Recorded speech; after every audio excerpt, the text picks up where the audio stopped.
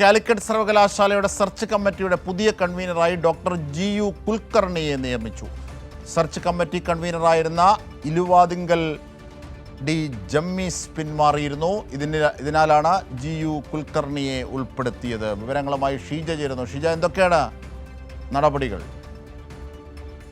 അജിംഷാദ്, കാലിക്കറ്റ് സർവകലാശാല vice chancellor നിയമനവുമായി ബന്ധപ്പെട്ടുകൊണ്ട് നേരത്തെ തന്നെ അതിന്റെ ഈ സെർച്ച് കമ്മിറ്റി നേരത്തെ രൂപീകരിച്ചിരുന്നു. പക്ഷേ ആ സെർച്ച് കമ്മിറ്റിയുടെ കൺവീനർ സ്ഥാനത്ത് നിന്നും പിന്മാറിയ ഒരു പശ്ചാത്തലത്തിൽ ആണ് ഇപ്പോൾ പുതിയ സെർച്ച് കമ്മിറ്റി രൂപീകരിച്ചുകൊണ്ട് രാജ്ഭവൻ നോട്ടിഫിക്കേഷൻ പുറത്തിറക്കിയിരിക്കുന്നത്. പുതിയ നോട്ടിഫിക്കേഷനിൽ ഡോക്ടർ GU കുൽക്കർണിയാണ് സെർച്ച് കമ്മിറ്റിയുടെ പുതിയ കൺവീനർ എന്ന് പറയുന്നത്. നേരത്തെ ഇലുവാതിങ്കൽ D ജിമ്മിസ് ആയിരുന്നു ഇതിന്റെ സെർച്ച് കമ്മിറ്റി കൺവീനർ ആയിരുന്നത്. അദ്ദേഹം പിന്മാറിയ ഒരു സാഹചര്യമായിരുന്നു. അതേ തുടർന്നാണ് ഇപ്പോൾ GU കുൽക്കർണിയെ ഉൾപ്പെടുത്തിയിരിക്കുന്നത്. മറ്റൊന്ന്, ഇതിൽ അംഗമായിരുന്ന സാബു, അദ്ദേഹത്തെ ഇതിൽ നിന്ന് ഒഴിവാക്കണമെന്ന് ആവശ്യപ്പെട്ടുകൊണ്ട് രാജ്ഭവന് കത്ത് നൽകിയിരുന്നു. പക്ഷേ അദ്ദേഹത്തെ ഒഴിവാക്കിയിട്ടില്ല.